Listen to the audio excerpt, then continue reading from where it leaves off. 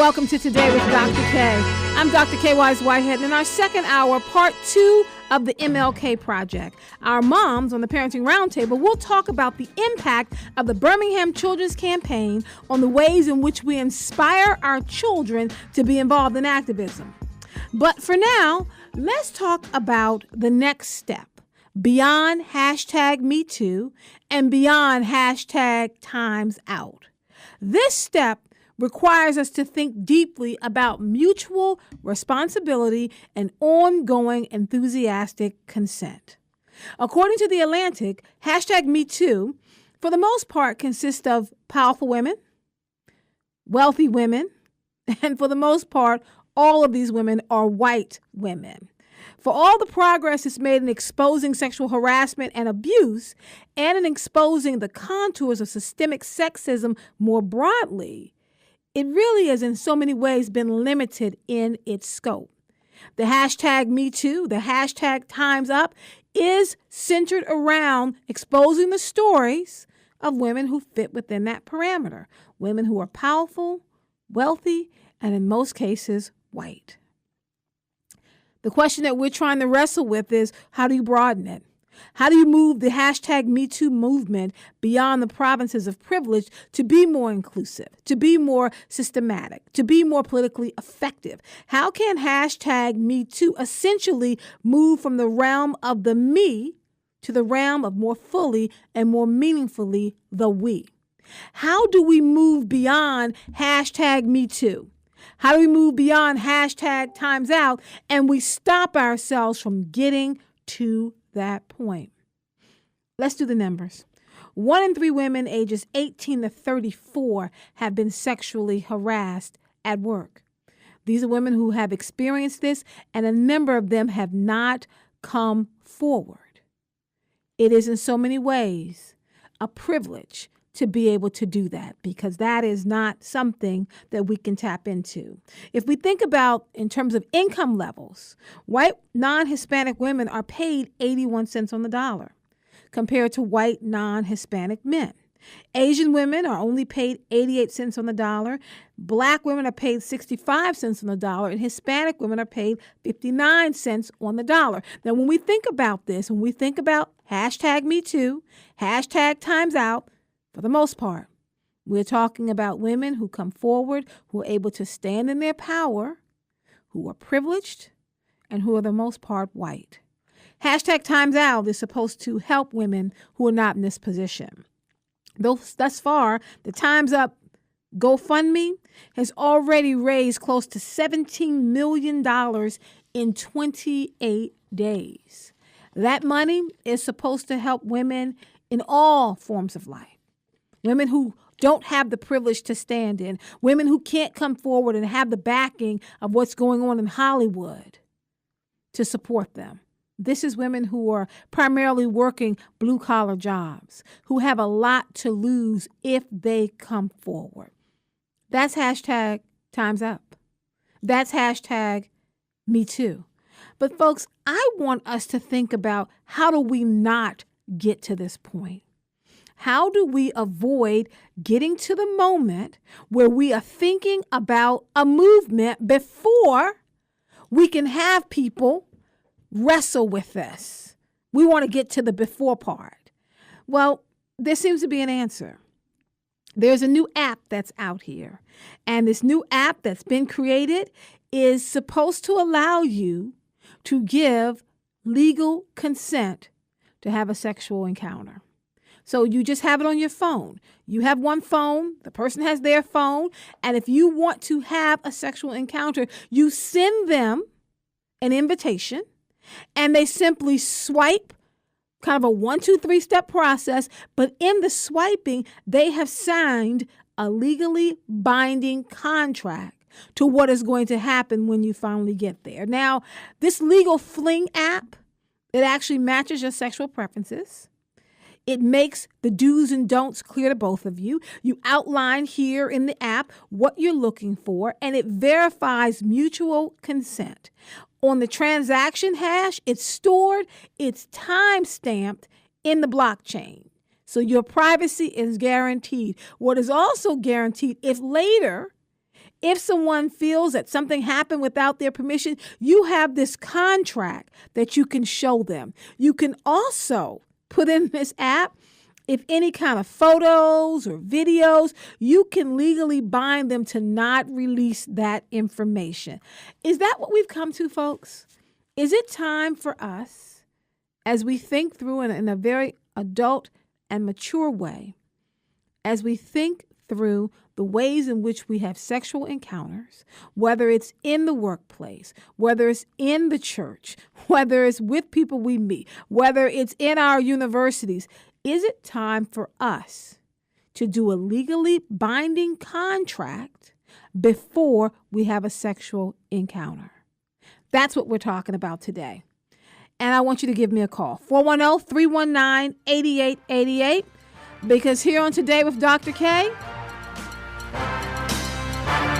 the phone lines are always open. So, folks, what do you think? Should people, before they have a sexual encounter, should they have to sign a legally binding contract, just using this simple app, so that people can be protected from what could later happen?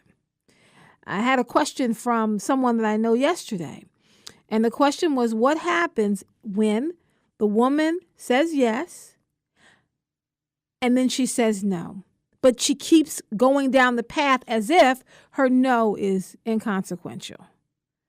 I told that person that the no is still a no. Well, this person then asked me, well, what happens when the woman says no, but her actions are saying yes? Well, what do?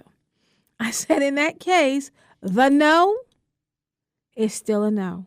That even if she or he, depending upon who you're with, even if their actions say yes, the movement of her mouth or his mouth to say the words no means that you must stop. It changes the entire game. And I think that's what Me Too is doing. Me Too has changed the game. People say, well, I want to be spontaneous. I want to let things just happen. No, you can't do that anymore. You might need to have a legally binding contract. This app, Legal Fling, also gives you the space to protect yourself if the person has withheld information about STDs. That's something interesting, where you have them legally state that they do not have an STD, that is something that is now on the record. Hashtag Me Too, hashtag Times Out, and now this new thing, which is going to be hashtag Legal Fling, that we need to think about protecting ourselves. 410-319-8888. Give me a call. Should people actually have to do a legally binding contract before they have a sexual encounter? Questions that have been asked of this app: should I do this if I'm already in a relationship? So I want you to think about that. If you're already in a relationship, you have a girlfriend or a boyfriend, or whatever it is that you have in your life, that every time you have a romantic encounter, you need to just do a quick swipe on the app. I mean, supposedly it takes no time at all. You just grab your phone, press the button for accept. That maybe this will save us from getting to the point that we are at now. There's also an app that's being developed where women can document incidences of sexual assault and sexual harassment. Sometimes when it happens, that people don't write it down, so you may forget all the details. Well, with this new app on sexual assault and sexual harassment, you can simply go to the app, you can document what happened, so that if you decide to go forward, if you decide that you want to press charges, you have already saved the information. Does that change anything? I mean, I think a lot about this because I'm raising boys. And even though, of course, everybody has a dream of their children waiting until they get married before they get involved, well, what if they don't? And how do they protect themselves when a situation like this happens? Maybe the app where they can say, hey, it's important to show that and to say, no, I made sure that I got the yes swipe. Now, people wonder, can you change your mind after you make the swipe? That's a good question. When I looked on Legal Fling, they said you could still change your mind, that what the person says does counteract what they do. But isn't that beside the point? Isn't the real point trying to have people own up to their behavior on both sides? I have said this before, that as a woman, a girl, teaching that no means no, but also being able to stand in your power of no. We are still wrestling with this movement. We're still thinking about the ramifications, and we still have people who are now being outed. Me Too has now hit the academy, and I'm talking about the Academy of Higher Education. Dr. James Braxton Peterson from Lehigh University, he was the director of Africana Studies and associate professor of English. He was at MSNBC. He has now been accused of sexual misconduct, and he has resigned. It was one of those moments for me, folks, where this is the third person that I know or that I have worked with who has been accused of sexual misconduct and who has either resigned or gotten fired or stepped away. And I'm starting to wonder, what did I miss? James Braxton Peterson from Lehigh, Leonard Lopate from his show at WNYC, the Leonard Lopate Show, Brett Radner, film director. What do we miss? Things like the Legal Fling app, that's what it's designed to do, to document, because Dr. James Braxton Peterson said that things were consensual, and apparently they were not. 410-319-8888. We are talking about the next step from Me Too, from hashtag Time's Up to what we should do. Now, it's interesting because Condoleezza Rice has come out about the Me Too movement. Condoleezza Rice, and we all know her, she's a former U.S. Secretary of State under George W. Bush. She is a woman who I think should at least consider running for President of the United States. She has her Ph.D. in Foreign Affairs, and I was always very impressed by Condoleezza Rice. But she said that the Me Too movement, while it is a good thing, people need to be a little bit careful about their response to it. She said, and these are her words here, let's not turn women into snowflakes. Let's not infantilize women. She's saying that the Me Too movement, we need to get to a place that men start to think that maybe their actions are something that they have to police. They have to police what they're doing. She's also concerned that if powerful men get really scared off by Me Too, then they're just not going to hire any women at all. And maybe it's best just not to have women around.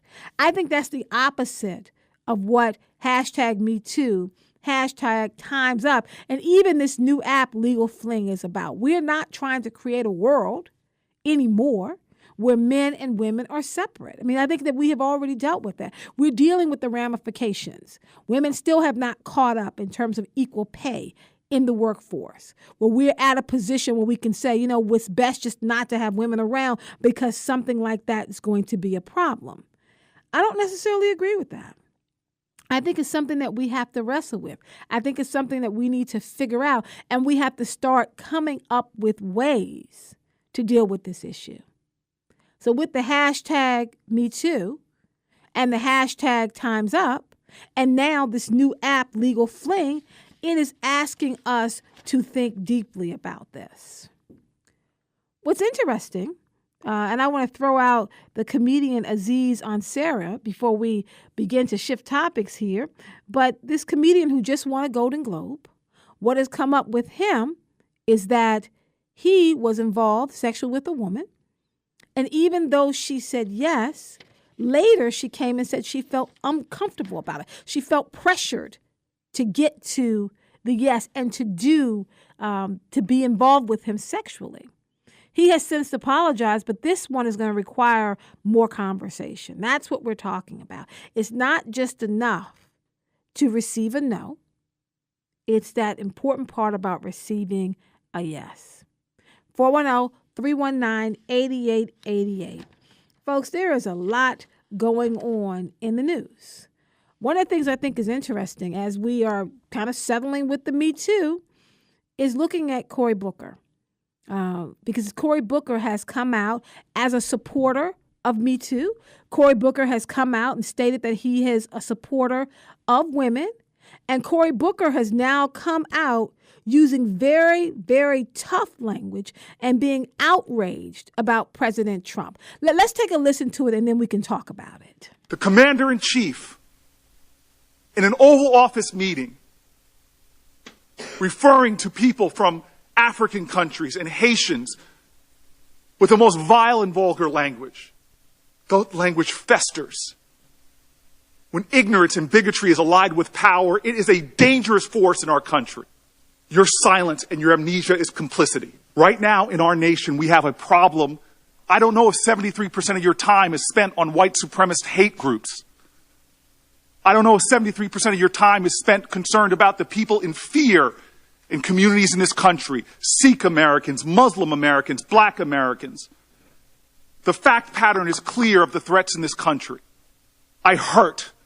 When Dick Durbin called me, I had tears of rage when I heard about his experience in that meeting. And for you not to feel that hurt and that pain and to dismiss some of the questions of my colleagues, saying I've already answered that line of questions when tens of millions of Americans are hurting right now because of what they're worried about what happened in the White House.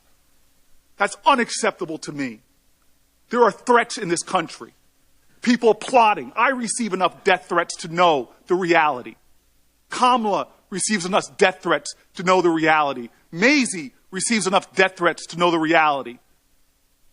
And I've got a president of the United States whose office I respect, who talks about the countries of origins of my fellow citizens in the most despicable of manner. You don't remember. You can't remember the words of your commander-in-chief. I find that unacceptable. I am in complete agreement with Senator Cory Booker. Unacceptable. Folks, we have talked about what the president said, whether it was S-hole or S-house. I think that's beside the point. As many people have said, it's not the second word that people are concerned about, hole or house. It's really the first word that concerns people. And people are being silent about this. I think it's interesting, and I think that you should seriously consider who you're going to support in the next election based upon their silence now. If they are silent at this moment, here's the moment where we need their voices. Here's the moment where we determine who we are going to support and who we're going to elect. This is the moment now. If the people that you are supporting, these are the politicians, if they are not speaking up at this time, like it really reminds me of the story my dad told me about the book of Ruth from the Bible.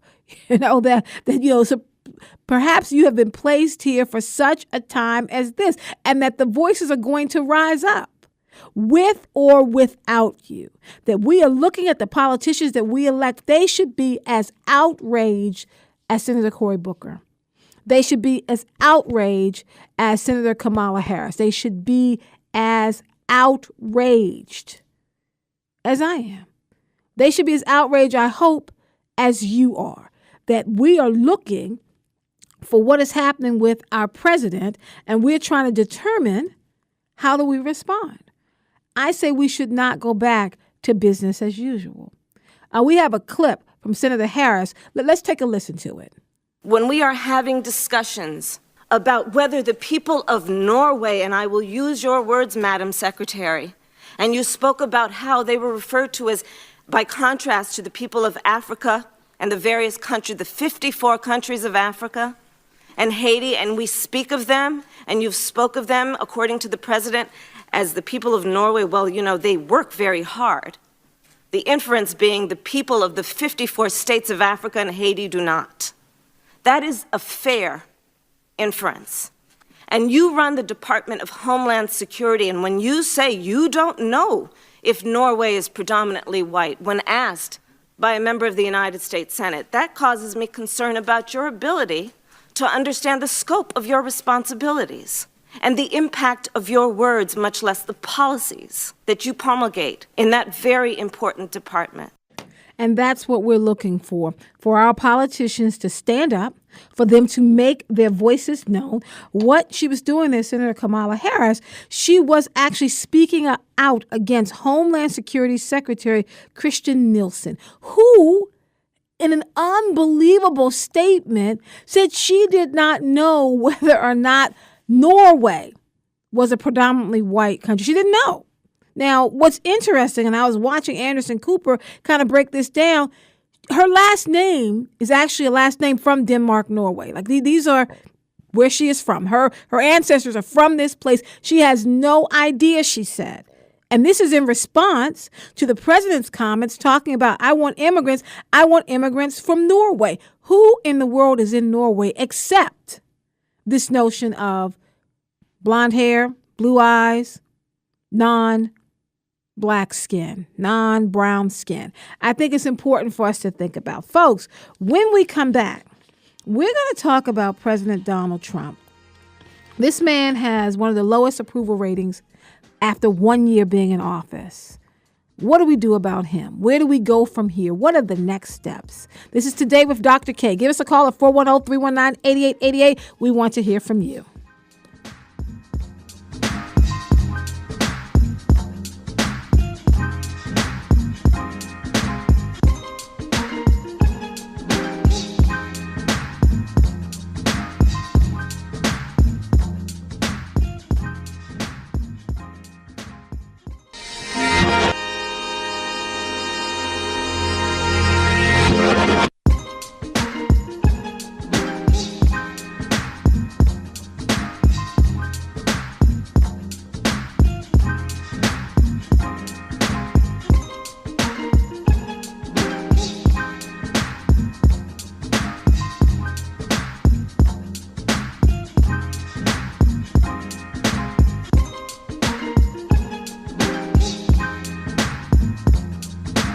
Welcome back to Today with Dr. Kaye. I'm Dr. Kaye Wise Whitehead.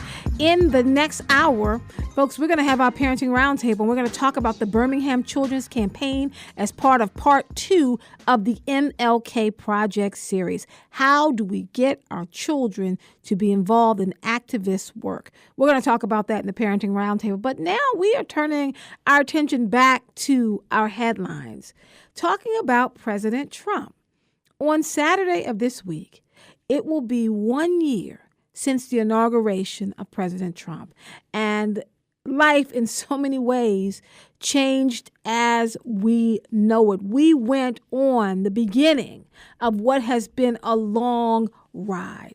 Now, at this point, a majority of the American people disapprove of his handling of just about every single event and policy, from the Russian investigation to Charlottesville, from withdrawing from the Paris Climate Pact to rescinding the immigration program known as DACA, his travel ban, tax reform, his efforts to repeal Obamacare. This man, in every single way, has challenged the office of the presidency. CNN just came forward and read President Obama's letter that he wrote to Donald Trump. Now, one of the things that presidents do, the outgoing president actually writes a letter to the incoming president. And in this letter, Barack Obama says, I actually don't have much advice to give you because this is not the type of job that you can easily prepare for, but I can tell you what I've learned. And it's interesting that as he outlines the things that he's learned about the ways in which we approach policy, the ways in which the office of the presidency, it goes beyond one person. It is the office of the people. When he talks about, diplomacy, when it comes to tact, when it comes to relationships, when it comes to the way that we do policy, it made me miss him. It's interesting because I am someone who moves on. When the president finishes, it's time to turn our attention to the new person in office. I am definitely of the George Washington camp. 2-term for president, and then you are done and you become a citizen just like me. And now I focus my attention on you. But with President Donald Trump, it is giving me such a feeling of nostalgia for the Obama White House. when things just seemed and felt calmer. I mean, we're having a debate now about whether we should take our president literally or whether we should take him seriously. Let's take a quick listen to this clip, and then we can talk about it. So as we are preparing this clip, or literally or seriously, it's the idea that we are trying to figure out how do we assess this president, trying to figure out who he is. The big question from last year is, what kind of president will Donald Trump actually be? Now, there were 4 things that were put forth about Donald Trump, and I want to kind of go through them, and I want to hear from you.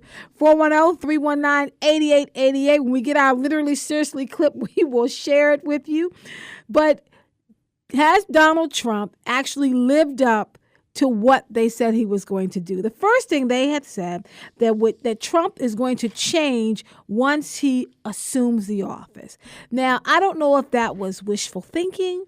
I don't know if that was just kind of dreaming through something that might happen.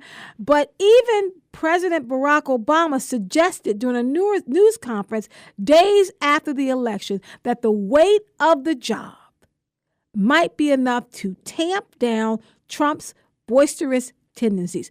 This was President Barack Obama. He said that he thought that the office has a way of waking you up, that the aspects of the position don't necessarily match up with what you think is going to happen. I mean, there's something, I think, very serious about becoming president, and all of a sudden, all the things that you thought you could do, you could not. So that is what we want to look at. Donald Trump, people thought he would change, and he did not. Obama actually talked about how when he looked at who he used to be before he became president, how much he changed, how much he had to pull back, how much he had to recognize that there is a weight that the president carries on their shoulder the entire time that they're in office. I mean, I remember Trump going after Barack Obama, dealing with this whole idea of birthism. Remember that he wanted Barack Obama to come forward with the birth certificate. We thought that would end. I mean, we thought that becoming president would change him. All it has done is exactly what Michelle Obama once said. She said the presidency doesn't change who you are. It reveals who you are. So if you're petty, the presidency is going to reveal that. If you are a bully, the presidency is going to reveal that. If you are a sexist, if you are a racist, if you are bigoted, if you are a misogynist, the presidency is going to reveal that. All these things that are being revealed, I would push back and say we knew them about Donald Trump. So seeing them now should not surprise us. The office has not changed him. What do you think? 410-319-8888. Where do you stand on your approval rating for President Donald Trump? What do you like about the man? I often say that if he hasn't done anything else, he has gotten rid of the complacency in this country.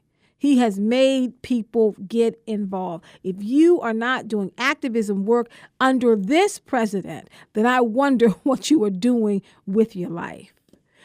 A second thing they said, that President Donald Trump, by becoming president, would become a master negotiator. They said that one of Trump's biggest selling points throughout the campaign, especially at the onset, is that he sought to distinguish himself because he said, I'm a deal maker. Nobody else is a deal maker. That is what I do. And that I'm going to take my ability to make deals and move them into the office of the presidency. Folks, that has not happened. What he has done instead is he's just kind of moved the goalpost down the field. He promised insurance for everyone. He shifted his position on the DACA deal. All this within a couple of hours. We don't know exactly what he says in these closed-door meetings. When it gets leaked, he comes forward either lying or posturing in his position. He has not been negotiating anything at all. We have a couple of folks checking in from Facebook Live. Jerry is saying that change only happens when you care enough to change. I think President Donald Trump only, in so many ways, cares about himself. And I think you should chime in and let me know what you think. 410-319-8888. We are talking about President Donald Trump, and we are talking about his rating, his approval rating at this moment, and how incredibly low it is. That this is something that should greatly concern you. We are now at a point when there are people around this planet who have no respect for our country because of President Donald Trump. They also said that he was going to set off some type of populist revolution.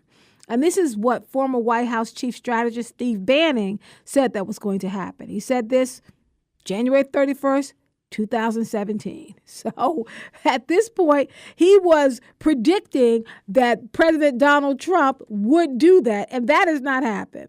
That has not happened at all. In fact, there are parts of this where it doesn't even feel real. There's no one, maybe his base does, there's no one I know who actually takes him at his word. That when President Donald Trump speaks, we have to double check what he's saying. So we have that seriously, not literally clip ready for you. Let's take a listen to it. Take him or leave him, it's hard to know how to take him. Just literally, literally around, in the little bowl. Don't take Donald Trump literally about anything. For instance, when President Trump tweeted, "Just found out that Obama had my wires tapped in Trump Tower," no one thought President Obama himself literally tapped those wires. But even the Republican chairman of the House Intelligence Committee now says, are you going to take the tweets literally? And if you are, then clearly the president was wrong. Wrong, or worse, lied, say Trump critics online. If tweets are not to be taken literally, then stop tweeting. This whole literal thing first surfaced last year in The Atlantic when writer and CNN contributor Selena Zito observed, "The press takes him literally, but not seriously. His supporters take him seriously, but not literally." To which then candidate Trump responded, "Now that's interesting and confusing." They take him literally and not seriously. No. Don't take him literally, take him symbolically. Yes. We take the tweet so seriously and not figuratively. When you are literally the president of the United States, we're going to take you seriously and we're going to take you literally. Trump supporters are always berating the press. You're taking it literally. You should definitely take him seriously because he's a man of his word. Make that words, plural. I know words. I have the best words. But there's no better word than stupid. Literally. Right? There is none. Jeannie Mo, CNN, New York. So literally or seriously or both or neither. But that's the kind of discussion that we're having about our current president. He can say something and they're telling us to not take him literally. He's being serious. He's just not being literal. So when he sits in a closed door meeting and he says S-hole or S-house, he's not being literal. He's being serious. And that we're supposed to figure out the difference. I agree with Ann Navarro, who said on that clip that because you are literally the president of the United States, we're going to take your words and, might I add, your tweets literally and seriously. That's what happens when you are the president of the United States. How else are we supposed to go forward? That is interesting. Other folks who are checking in from Facebook, Jerry has checked in and said, I don't believe he's gotten rid of the complacency. I believe he has allowed us African Americans to revert to past behaviors of hiding and hoping the problems won't get to us individually. So Jerry does not think that we, as the African American community, have been shook out of our complacency. Come on now. We have to think about that. We have been. There are a lot of African Americans who are being very active during this presidency, who are saying that we're not going to let Donald Trump keep us from being involved. I think we were complacent, Jerry, during the Obama era, where we were expecting Obama to be our savior. You can give us a call, folks. Jump in this conversation, 410-319-8888. We were expecting Donald Trump to do exactly what he's doing now. I think the surprise is that we did not realize, and this is something we as a community, I'm actually speaking as a community, did not realize that we could change this situation. We actually have the power to do that. I mean, he said to us, what do we have to lose by following him, by supporting him, by voting him? Apparently, just about everything. I mean, we at this point are losing daily. Even though Donald Trump is tweeting out that we are doing better, the African American community is doing better, that is not what the research shows. The African American unemployment rate fell to 6.8%. Now, I do want to say that's the lowest level since the government started keeping tabs in 1972, but that's still 3.1 percentage points worse than whites. So even though the gap is getting smaller, it's still lower. And we are a much smaller part of the American economy, the American society than whites are. We are a marginalized community. I mean, we try not to use the word minority, but we are marginalized. We don't have the numbers that white America has at this moment. And we know that white America is losing those numbers. Research shows that by 2040, the largest group is going to be whites of Hispanic origins, not white non-Hispanic origin. And there's a lot of just look at Nell Painter's book on the history of talk about what does it mean to be white Hispanic origin, white non-Hispanic origin. Is it just to keep the numbers? What do we do when the president tells us one thing and we know something else to be true? That's why his approval ratings are so low. I want us to be clear that we cannot vote to impeach him. People think that, let's just do a vote to impeach him. That's not something that we can do. We can put pressure on those in power. I'm thinking about, of course, those who sit, what Cory Booker says, what Senator Kamala Harris said, putting pressure on them so the vice president can enact that 25th Amendment and we can get this man out of office. 410-319-8888. We're talking about President Donald Trump. What did you think of the fact that they are making so much out of the information that Donald Trump is very fit? He's in excellent overall health. But folks are kind of pushing back and says that maybe something's wrong with him in terms of his cognitive skills. Maybe something's wrong with him in terms of his heart.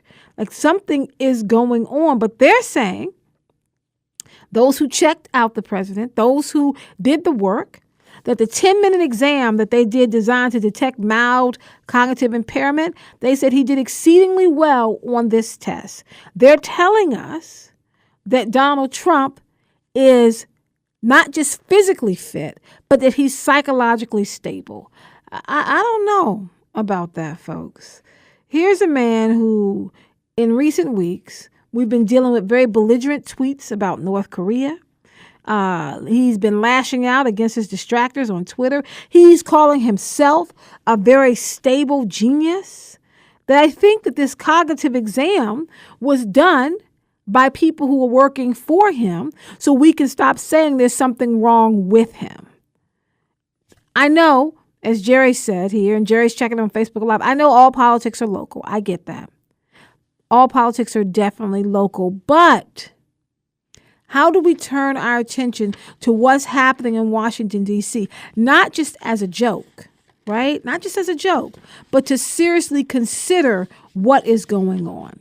And just so you can understand what that approval rating looks like, John F. Kennedy, at the end of his first year, his approval rating was at 76%. Talking about being beloved. 76%. George W. Bush, in 2001, 68%. His father, in 89, was at 66%. High numbers. Jimmy Carter, remember the peanut president? 62%. Now, you're probably thinking about where one of your favorite presidents. I'm thinking about, of course, Barack Obama. Barack Obama, after his first year, 57%, which was higher than Bill Clinton in 1993, who only had a 49% approval rating out of his first year. Donald Trump at 39%. It is low. Now, what is interesting about that number, what's most interesting to me, is that during the last year of Dr. Martin Luther King Jr.'s life, his Gallup numbers, his approval rating, it was at 39%. So that's kind of the one and only thing that President Donald Trump and Reverend Dr. Martin Luther King Jr. have in common. That's the only thing. That there was a time when Dr. King, in his last year of life, this is before they assassinated him, and Donald Trump, in his first year of office, had the same approval rating. Two different people. I am not in any way comparing the life and the work of President Donald Trump to Dr. MLK. Not at all. So this is what we're dealing with, folks, and this is what we're thinking about. The news and making our way through the headlines. And why is it that we are trying to figure out how Donald Trump is even that high? 39% to me sounds very high. I'm wondering why so many people still like him. That's his base. I wonder what's going to happen after Bannon when we find out what he testified and talked about. He was subpoenaed in Mueller's Russia investigation. And so we should now think about what's going to come out of that. Are they going to call and subpoena President Donald Trump? Because if they do, we may be marking the beginning of the end. And I know we've been saying that for a year. For a year, we've been talking about the beginning of the end. I think we're actually getting closer to it. And then you have to think about the vice president, because that is who is going to step in. We're not going to be able to throw them all out and start all over again. It doesn't work that way, folks. That's not what happens. There's a system in place, and that system is going to be the vice president. I'm getting ready for that. There's been a story, as we're thinking about Donald Trump, about what's happening now with DACA. Now, the Justice Department is not filing an emergency application that if it was successful, it would result in the judge's ruling being put on hold, which means that the program will remain in effect during the litigation. Now, according to Attorney General Jeff Sessions, that it defies both law and common sense for DACA to somehow be mandated nationwide by a single district court in San Francisco. When we talk about the DACA program, folks, since the program was implemented, about 800,000 young adults, dubbed dreamers, that's where they get the term dreamers from, mostly Hispanic, have been protected from deportation and allowed to work legally in the United States under DACA. As of September, when the most recent figures were made available, 690,000 young adults were protected under the program. And Max Rosenbaum, who's an attorney for the public interest law firm Public Counsel, said the dreamers came out of the shadows based on the representation that if they qualified for the status, they would be allowed to stay in the country. Now they're being used as bargaining chips in a high-stakes immigration policy debate in which their status should have no part. That's what we're talking about. When we talk about the dreamers, when we talk about DACA, we're talking about people who came to this country as children and is protecting them from being deported. America, in so many ways, has become their country. 690,000 people who are protected now under DACA. That's what we are really talking about. These are people behind the numbers. It's not just policy that's being implemented in Washington, D.C., and we don't know what's going to happen. We are clear about what's going to happen if it moves forward. Where do you stand on DACA? Have you spoken up? Have you contacted your councilman or councilwoman about this issue? Are you putting pressure on the people who you voted for to do the work they're supposed to do? I'm saying even if you didn't vote for our representatives, they now work for you. They are supposed to get this work done. And when it comes to DACA, there should be a clear line on where they stand. When it comes to standing up against the president for S-Hole and S-House comments, they should be clear about where they stand. And you should be clear about where they stand, because it should not change. Now, that's what's been happening in the serious part of the news. Because when you talk about hashtag Me Too, when you talk about hashtag Time's Up and this new app, Legal Fling, when you get into talking about Donald Trump, that's heavy news. I will tell you one little light bit of news before we go to break. Whitney Houston's iconic hit, I Will Always Love You, one of my personal favorites, is getting inducted into the Grammy Hall of Fame. Now, along with Whitney Houston, you have Public Enemy for Fight the Power, which is also one of my favorites, Sam Cooke for Bring It On Home to Me, and Dr. Dre for The Chronic. So Whitney Houston, though she is no longer with us, her music is both timeless and historically significant and will continue to live on. Folks, I want you to keep it here. When we come back, we're going to have our parenting roundtable. We're going to talk about how we can use the lessons from the Birmingham campaign to talk about teaching advocacy to our children. We're going to be joined by our old-fashioned moms panel, and we're going to get ready to move it forward. This is Today with Dr. Kaye. Stay with us. Good afternoon. Taking a look at MTA systems. We do have on the MARC trains on-time service at this hour on the Penn, Camden, and Brunswick lines. Light Rail Link is on schedule. Metrolink also on time. And on the local link buses, Navy Line eastbound diverting at Eastern and Patterson Park for a water main break repair, and Navy westbound diverting at Eastern and Linwood. For the MTA Transit Team, I'm Kirk Kroenke on 88.9 FM, WEAA, the voice of the community.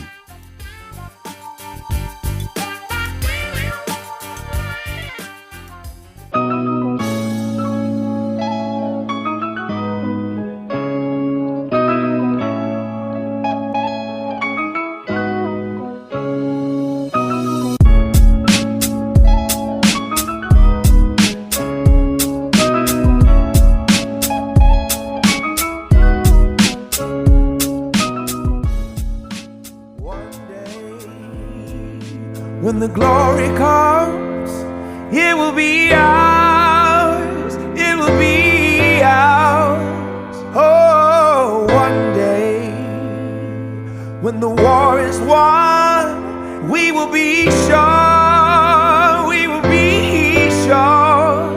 Oh, glory, glory, glory, oh, glory. Welcome back to Today with Dr. Kaye. I'm Dr. Kaye Wise Whitehead. It is time for part 2 of the MLK Project. Today in our Parenting Roundtable, we are going to talk about the Birmingham Children's Campaign. We're going to talk about the lessons that we have learned from Dr. King. We're going to talk about raising children in the days of Trump and the ways in which we can cultivate the activist spirit in our own children. I want to start by giving a clip from the Birmingham Children's Campaign, and then we'll introduce our Moms Roundtable.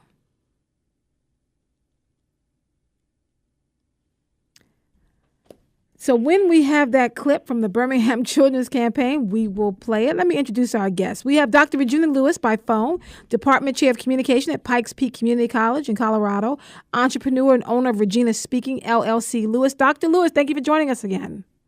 Thank you. I'm really happy to be here. I'm glad to have you back. We also have Lisa Robinson in studio. She's an anchor and investigative reporter at WBAL TV and columnist for Baltimore's Child and blogger for Chesapeake Family Life. Hello, Lisa. Thank you for joining us again. Hi there. And then by phone, we have Lisa Snowden-McCrae, the editor-in-chief of the Baltimore Beat. Hello, Lisa. Hi. Thank you so much for having me on. Yes, we have our Moms Roundtable back together again.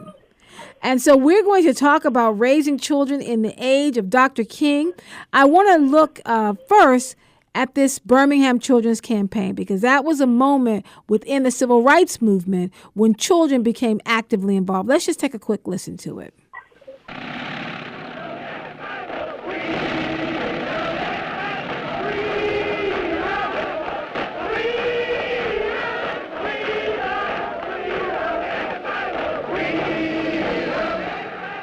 The activities which have taken place in Birmingham over the last few days, to my mind, mark the nonviolent movement coming of age. This is the first time in the history of our struggle that we have been able literally to fill the jails.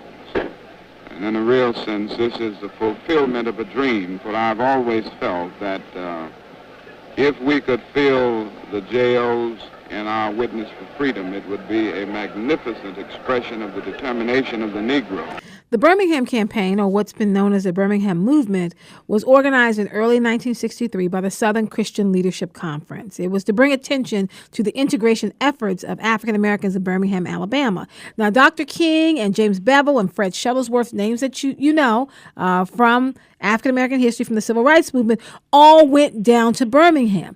Dr. King was arrested early on. And this is where, of course, we get the letter from a Birmingham jail.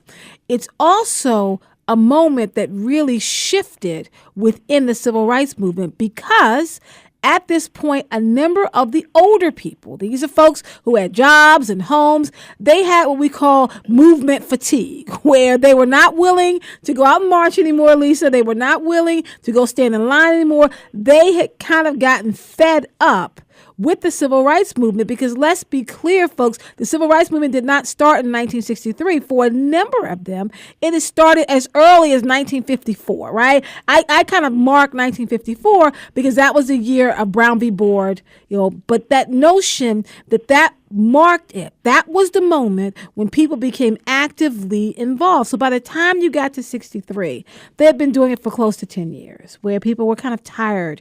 And what Dr. King chose to do, and this is where we'll start our questions, Lisa Robinson. Dr. King, in my opinion, made a pivotal decision, because when they told him that there was nobody to march, they were not going to fill up the jails, they did not have any folks who were older willing to be out there, Dr. King said, put the babies on the front line. This is the first time that you had high school and then middle school, and then, of course, elementary school kids going out to actively be involved. So, Lisa, I want to come to you first. What should we learn from this particular movement? Because it was the work of the children that really broke the back of Jim Crow and the back of segregation, at least in Birmingham at this time. I think we can learn that they knew that the future was at stake. And in order to influence the next decades, their job was to be there and to be out front and to embrace the protests and things that they could do, and which is what we're seeing with many of our young people today. They are saying, this is the world I have to protect and live in the next 2, 3, 4 decades, and it's up to us to help make change come about. I've seen it with my own children, taking the steps and saying this is not right.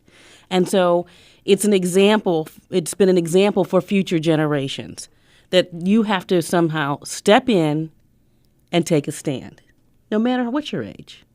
Now, one of the things, folks, and I want to invite you to call us, 410-319-8888. We're talking about what's happening now in terms of cultivating the activist spirit in our own children. Dr. Lewis, I want to come to you next, because even though it was Reverend King who said, put the babies on the front line, it was James Bevel who actually said, let's get them trained.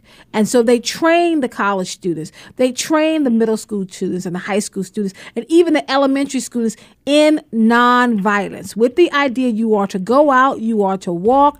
If they hit you, if they spit on you, if they kick you, if they drag you, you are to stand and do nothing. Now, how does that, I want to have your feeling on that, because I feel kind of differently with a college student than I would with, say, a 4-year-old. Absolutely, because we now have to look at trauma behind all of that, and how does that carry through a person's life today? Because we're seeing more and more young individuals coming forward to say that they have PTSD, they have anxiety, they have depression, and so it would look different, most definitely. But I think something that we could pull from all of this and what we can learn is, even in today, we have to be strategic. To go out and to be on the front lines and to say we will go and fill the jails, it was still strategy behind it. Mm-hmm. How did we approach that?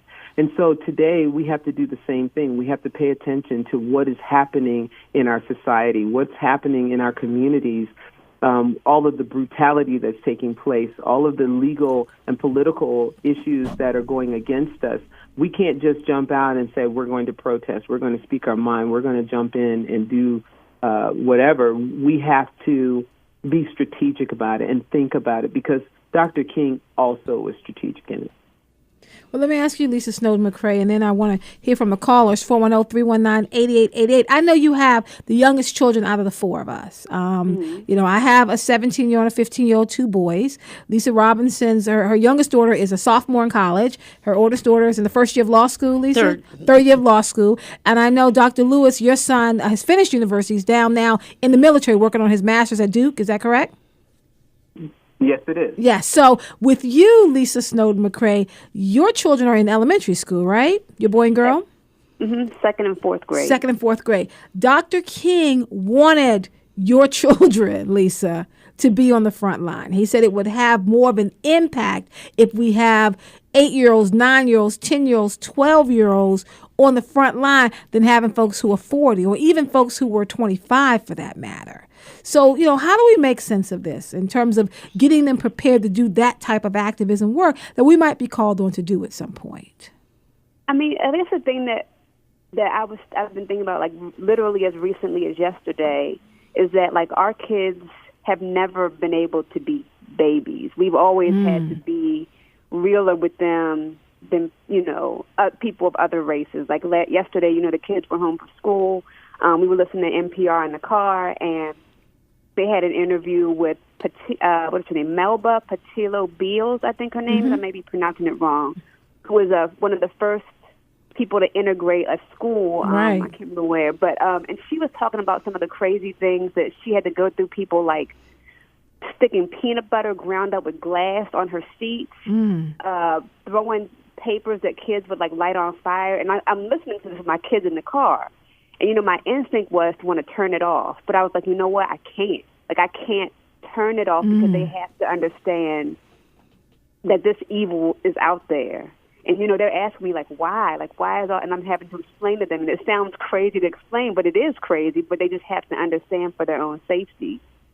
This idea that black children, and I'm going to say black children and Hispanic children, are not able to be babies. I want to get Kenneth in here. Kenneth, thank you for calling the show. Kenneth, are you with us? All right, Kenneth. So if you would... there you go. Hello, Kenneth. How are you? Yes, hi. How are you? I'm fine, sir. Thank you for calling back. Welcome back to the show, Kenneth. You know what? Thank you for having me. So what do you think? How do we kind of cultivate this activist spirit in our children? Well, in 1964, I was 14 years old. These were the pioneer days for the young black community.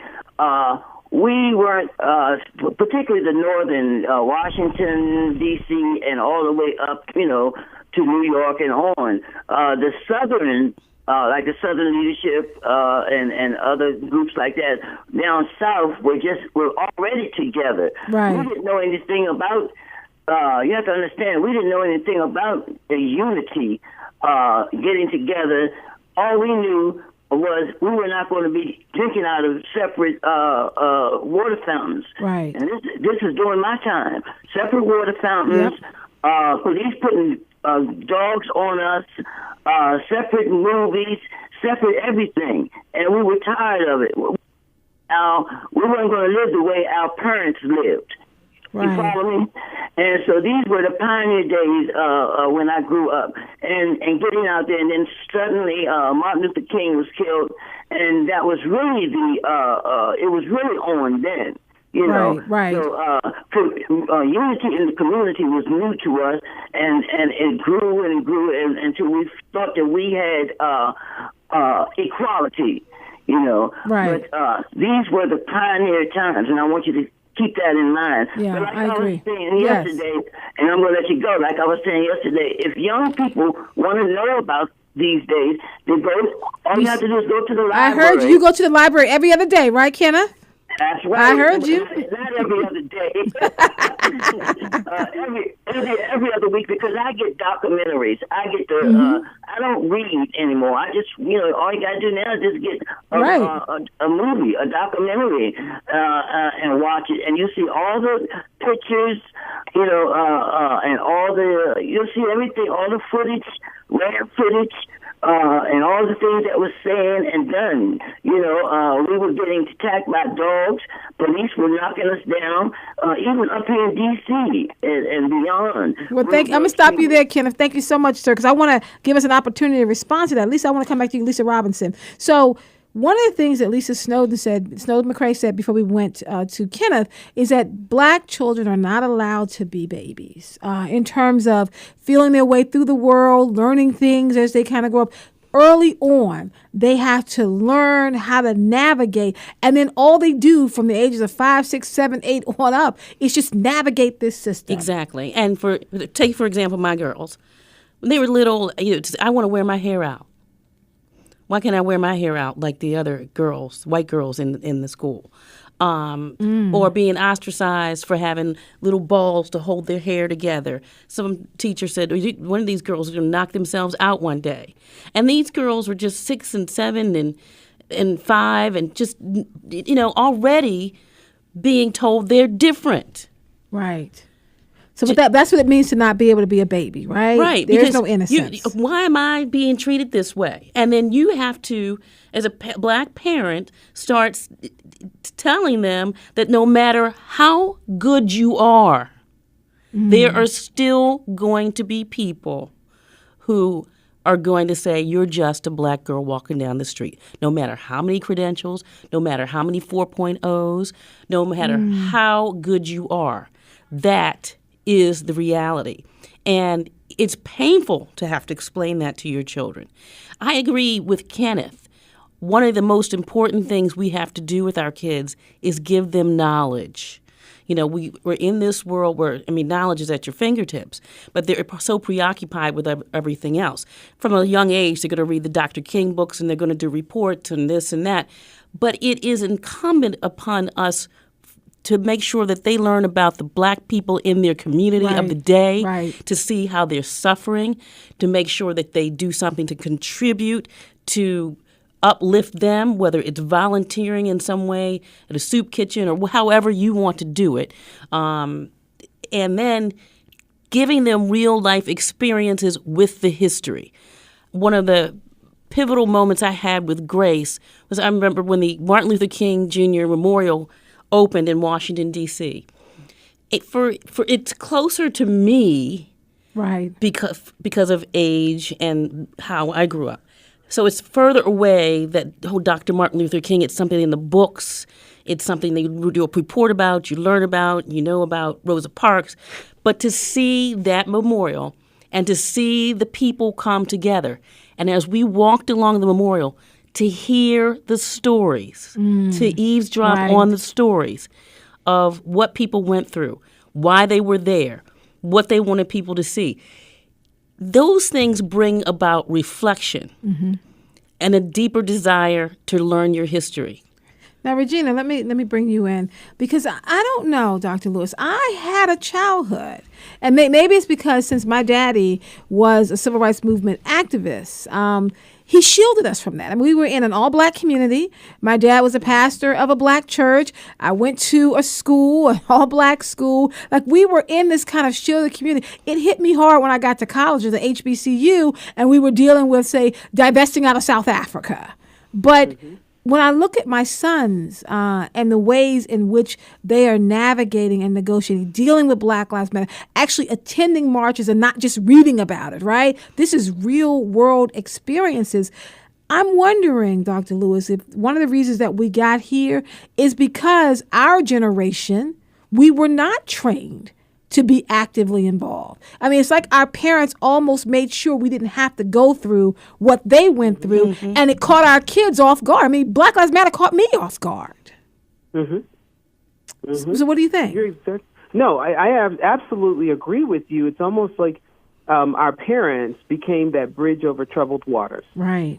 So that we didn't have to go through that. So in their efforts to protect us, we were really not prepared for what was coming at us. And so now we're in a place where we say, well, what do we do with our children? But I'm finding that there's more discussions at the round table. There's more discussions at the dinner table that we're talking to our children, and it's imperative that we do that. Because now what we're seeing is those things that were kind of hidden so that there's no proof, we didn't have anything empirical that says, yes, they're being racist or they're doing something wrong. We didn't see that. Our children not only have to be able to see that, they also have to realize that now, in the time of Trump, things are just blatant. People will say what they want to, and now we have to prepare our children for that. How do they navigate through these types of issues? Now what does this look like? I just want to get to a caller. We have Ernest on the line. Ernest, welcome to the show. Yeah, thank you for taking my call. Thank you for calling. Ms. Robinson, did you have a child that attended the school in Mount Washington? Yes, I did. And so did I. That's where I first saw you, dropping our children off at that school. I can't imagine putting my children, I had 3 children, older and younger, putting my child in the front of any line with these crazy white people. No other animal in the animal world. You would never see an elephant putting their children in danger. You never see a lion putting their cubs in danger. It's only African Americans that talk this crazy talk. Yeah. And people say, listen, yesterday, and you have to go to the library to find out about racism. Yeah. I mean, you've been living in this country for any length of time. Turn the TV on. No, you don't have to tell you. First of all, your family prepares you for the racism that you're going to start very young. Do you think a 5-year-old boy in Alabama in the 50s would drink at a white water fountain? No, he learned very early on not to. Yep, not at all. Not at all. But we always talk the most craziest things. I think it's because religion has allowed us to be cowards. So wait a minute now. What do you mean by that? Because let's not forget the way in which the black church did organize, not just through the civil rights movement, but the ways in which the black church has organized over the years. Religion has made us afraid, made us what? Religion? Religion, not we the turn your other cheek religion. Forgive, let people live. We'll get ours in heaven. I mean, you can't have Emmett Till to be terrorized like that. And when they went to his house, his grandfather let him take him. Yes, now you kind of yes, we definitely understand and bring him back and don't hurt him. What? Well, now, but now let's also not forget, Ernest. I know we have to get ready to go to break. That I don't think that the white man just rolled up, knocked on the door, and said, "Hey, can we have Emmett Till?" Hey. They held up a shotgun in the face and said, "Bring him to the door, or we're gonna kill him." Well, then there's some grandfathers say, "You know what? Then kill everybody." I agree. Anybody take my grandchild out or any of my children, they would have to kill me first. Yeah, kill us all. That sounds horrible. Me first. I'm not giving up my child to no crazy nut. Because you won't see them again. Ernest, thank you so much for calling. Folks, we're going to take a quick break here. We have a lot to talk about. We have our Parenting Roundtable, and we're talking about the ways in which we cultivate the activist spirit in our children and about the fact that we have to do this, and in a sense, we're taking away the childhood of our babies. We have Leo on hold. Leo, we will come back to you. Dr. Lewis, Lisa Snowden-McCrae, and Lisa Robinson, keep it here. Glory. Oh. Glory. Glory. One day, when the glory comes, it will be ours. It will be ours. Oh, one day when the war is won, we will be sure. We will be sure. Oh, glory, glory, glory.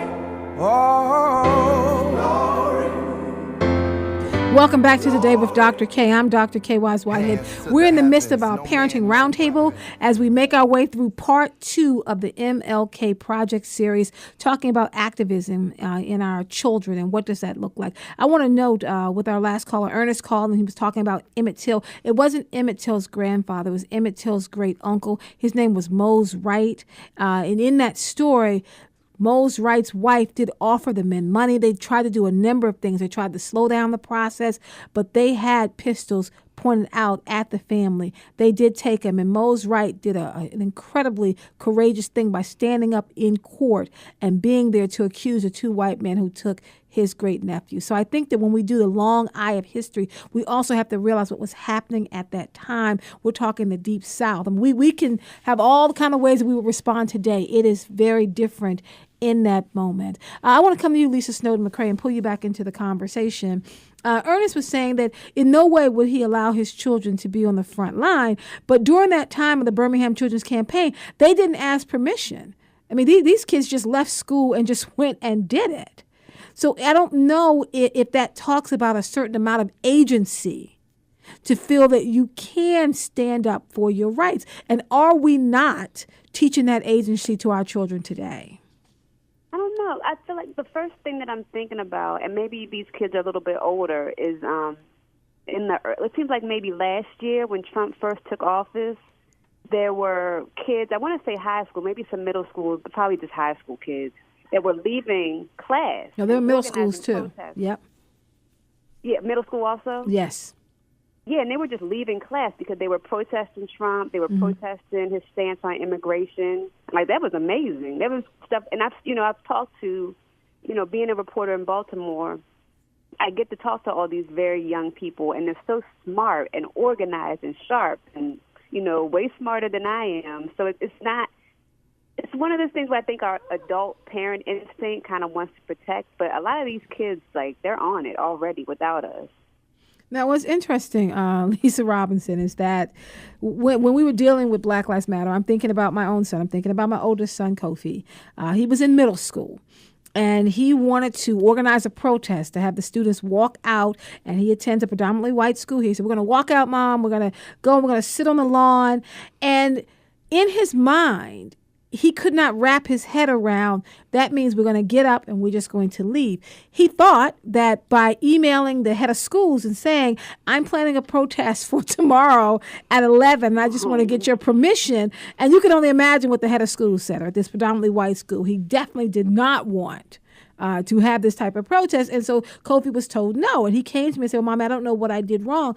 I asked him for permission. I said, well, you know what? During the time of protest, we don't want permission. You can, if you decide to ask for forgiveness later, you can do that. But you don't ask for permission to fight for what you believe in. And my hope is that that will help him to navigate. Like for you, Lisa Robinson, what are some of the ways that you've helped your daughter, particularly the one that's a third-year law student, to be able to advocate for herself?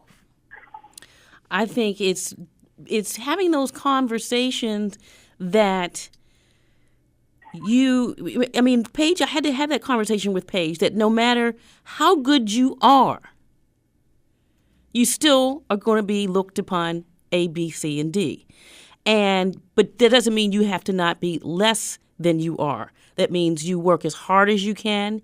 You arm yourself with as much knowledge as you can. You work as hard as you can. And what Paige has done is be ahead of the game. Mm-hmm. While there were other law students who hadn't even begun to find their summer associate's job, she was way ahead of them, 3-4 months ahead. And when they were still, so there are going to be people who are scrambling at the end of this year looking for a job. She has a job. Mm-hmm. So she has learned to be one, in order to advocate for others, you have to advocate for yourself. And that means arming yourself with knowledge and ability and heart to go after what you want. Then you can begin to help others and bring them into your fold. And at the same time as she's doing that for herself, she's doing it through other organizations for other young Black women like herself. Now, I just want to note that Kenneth checked back in. He said he was trying to be clear about the fact that it was a different time back then. Mm-hmm. That, young people need to learn about the way it was done now and then kind of compare it so that they can figure it out. So thank you, Kenneth, for checking back in and clarifying that. We have Leo on the line. Leo, welcome back to the show, sir. Yes, good evening. How are you, Dr. Kaye? I'm doing well. Thank you for joining us. To all of your guests. I am a longtime civil rights activist, and I can recall in 1962-63 being involved with the Interdenominational Ministers Alliance of Baltimore City, Reverend Frank Newbold. Oh, wow, that's way back in the day. Yeah, Reverend Newbold and Dr. Marion Bascom and many others, Reverend Sidney Daniels, in fighting for the integration of the segregated prisons in the state of Maryland. The House of Corrections was segregated, the Maryland State Penitentiary, road camps on the Eastern Shore. We spearheaded the effort, and they allowed this young student, who they thought was articulate, namely me, to speak for both of us, which I found fascinating and, of course, rewarding. But fundamentally, when you're talking about activism, basic activism is rooted in terms of where you live, where you are. Right. Whether you're in public housing or private, you live somewhere on some street. Do you have a block club? Okay. Do you have a neighborhood association? Are we not our brother's keeper, whether we want to be or not, because we live so closely together? Shouldn't we be concerned about the welfare of our friends and neighbors in terms of their ability to eat and clothe themselves, and basically concerns about their health? So fundamentally, you got to think about the teaching of civics in the schools, which was alive and well here in Baltimore at that time, and they've taken that out in many instances. They're trying to put it back in some cases, but we were taught that it was important to vote and that we should hold our elected officials accountable. So the spirit of rebellion can flow from a situation in which you know your rights, you know you're entitled to street lights, you know that you pay taxes, and that the government, city, state, and federal government is accountable to you as a result of your tax paying. It's not just a moral issue, it's a financial issue. So again, teaching these things, not only ancient history or recent civil rights history, but the day-to-day needs that we must adhere to in terms of how our city operates and how we must operate with respect to public transit, et cetera, has everything to do with what we say when we deal with activism. Thank you so much, Leo. So, Dr. Lewis, I want to come back to you because one of the things I think is interesting, and again, we're just kind of looking at the Birmingham Children's Campaign, that there's a story that Dick Gregory tells, and Dick Gregory, comedian who passed away last year, but Dick Gregory said that when he showed up in Birmingham, they knew that he was coming. Like, he was sent immediately to jail. But while he was in jail, he shared a cell with a 4-year-old boy. And he said that 4-year-old boy had been told by Bull Connor that he was going to have to remain in jail one day for every year of his life. He was 4 years old. He stayed in jail for 4 days. Here's someone who had gone with his middle school sister. He didn't even know where he was going. And she took him to the march with her, and he ended up being arrested. And when he got out of jail, they asked him what he wanted. And he just said, I want my Tatum. Like, he couldn't even pronounce the word freedom, but that he knew what he wanted.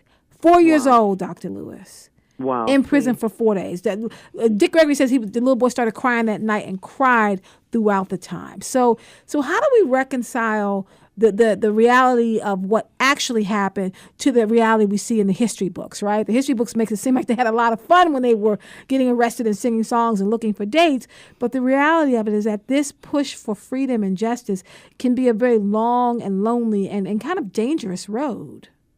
Absolutely, and I want to keep it real, or as they say, keep it 100. If my son, if I was at work and I got word that my child was out protesting, especially at such a young age, even today, I would be in shambles. I would be extremely fearful. I would be very worried. I would be doing everything I could to try to contact him. And, because a lot of times, we have children who don't understand. They look at the history books and they feel like, well, I can do this too, especially if they're charged. Right. And I'm talking about students who are maybe in middle school or high school. They're reacting instead of responding. And when you're reacting, then those are learned patterns of behaviors. It goes without choice. And it's unconscious choice. So you're just doing it because you know that you're just going for what you know is right. But we have to think about all of the other consequences that comes with it as well, because it's dangerous. It's extremely dangerous. But how do we, Lisa Snowden McCrae, get the system to change? If, indeed, as what Dr. King said, if the older people, and I'm thinking about people like us, the moms here on this roundtable, if we don't want to go and protest, if we have protest fatigue, if we're fearful of losing our jobs, if we don't go, then who do we send? Because that's why the young people were sent out there. It was because the adults did not want to go. How do we ever change it if we're not willing to have our own children out there struggling and sacrificing? I mean, I guess one of the good and bad realities of parenting, it's like a timeless thing, is that kids are going to do what they want to do regardless. Right. So just like the doctor was saying, she would be mad if her kid did it, but the kid would probably just do it anyway. A lot of these kids are. Like, one of the things that makes me think about is kind of the tension that has existed with this Black Lives Matter movement, in that they're just showing up places. They're showing up when, like Al Sharpton is speaking and taking over the stage and kind of calling him out for things that, they feel like our generation hasn't done right. Like, I feel like I'm really in the middle of, like, the Black Lives Matter and, like, maybe the older civil rights. Like, I'm not really, I'm a little older than them, but, like, I see that happening. Like, and that's a good thing because it pushes us all forward. So these kids are going to do it anyway.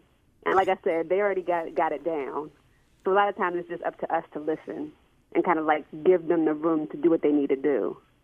Now, when we talk about, you just said with your age, and we know that we have the millennials, and then they have this new terminology, Lisa, for those who feel they're not old enough to be a Generation Xer, but they're not young enough to be a millennial. They're Zillennials. So the Zillennials feel that they actually could still get out and march even when the young people are taking the forefront.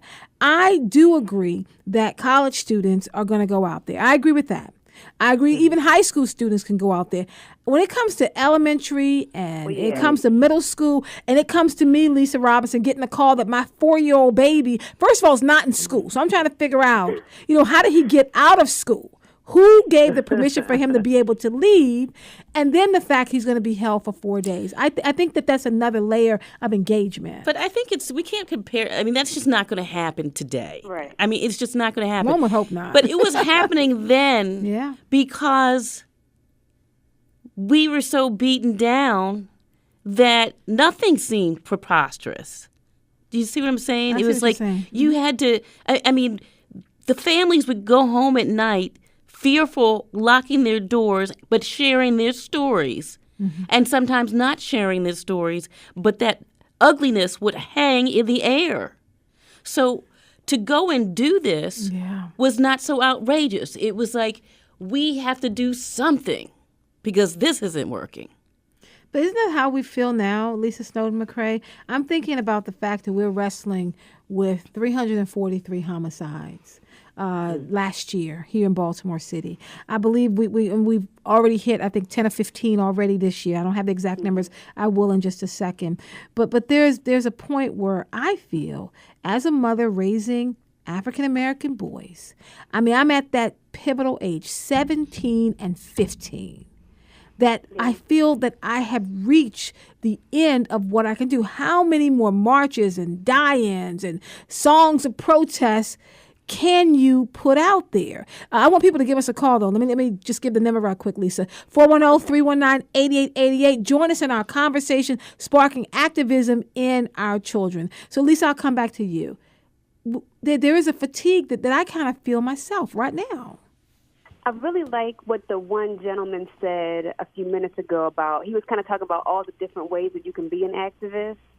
And I think that's one thing to remember, is that, like, there's so many roles to play that maybe you are tired of, like, showing up, in the cold, walking around. But there's, you can sign up to be on your neighborhood civic association, or you can, run for office, or you can even take your money and give it to somebody who can be on the front line. So I think that's a good thing to remember too. So, like, because I think that stuff does have a short lifespan. Like, even talking to some of the activists in Baltimore, it's like, you can't keep doing that forever.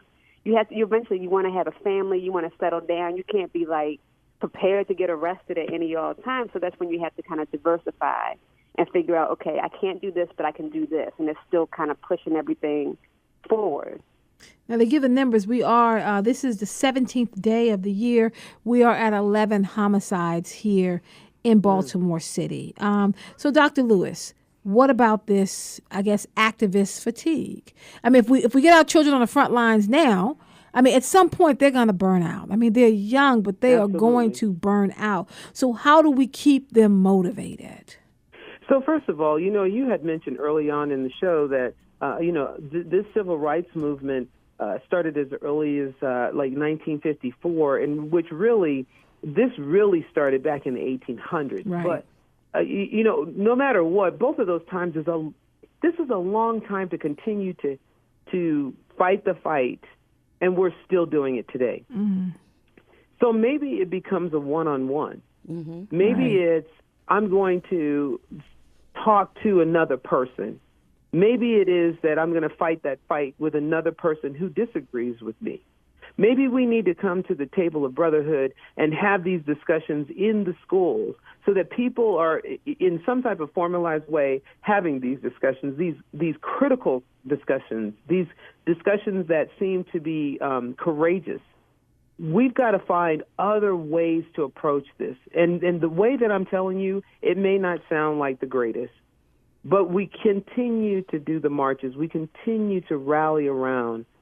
But we just continue to do that. There are some changes, but we need to do something else so that we don't burn out. Now, I want to kind of bring Travis into it. Travis, welcome back to the show. I think we have to be very aggressive in our activism and our advocacy, but very smart. I'm a law student, but I believe in civil disobedience when it's needed. Rosa Parks was the chief mother, the queen mother of civil disobedience, because she made up her mind that she was tired of going to the back, and she worked all day long. And she felt like she was going to sit in the front because she deserved to sit in the front. And I think that what we have to teach our young people, we have to teach them by any means necessary.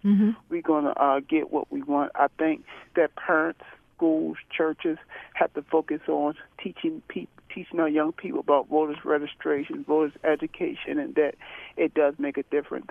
I mean, you could register at the age of 16 years old to vote. I just think we really have to really focus on teaching our young people the power of voting and teaching them their history, teaching them, having the young people watch Selma. Right. And having them watch the other documentary that I watched that was talking about Selma and letting them know that people died for the vote and that people suffered and they died for the vote. So Leaving Selma, that's the name of the other documentary that I watched one Sunday morning. Okay. So we just got to educate our young people, and we can't give up. I mean, there's always going to be racism.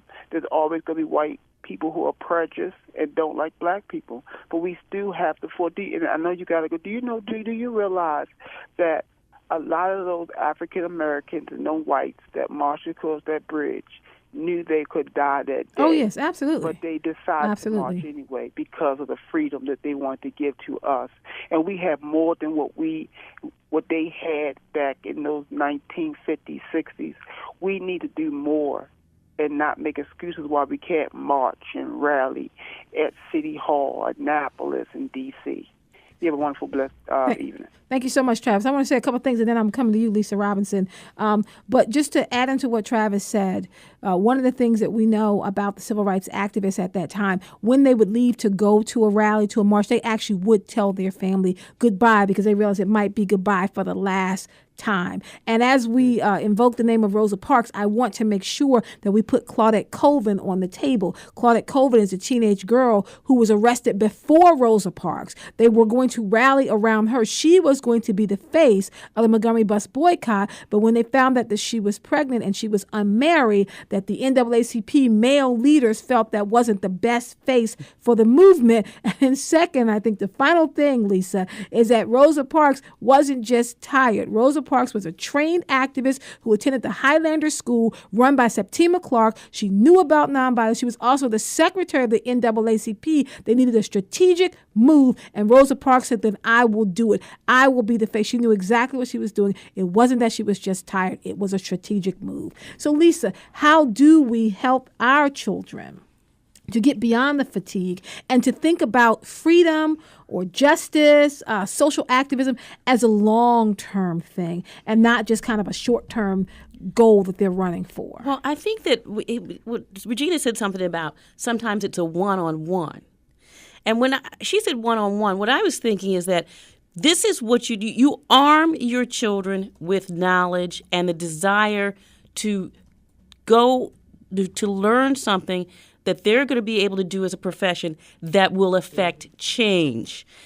So it's not so. This is why education is so important. Here in Baltimore City, we've been talking about children not being able to learn, children not being able to learn, children not being able to learn, children not being able to learn, children not being able to learn, children not being able to learn, children not being able to learn, children not being able to learn, children not being able to learn, children not being able to learn, children not being able to learn.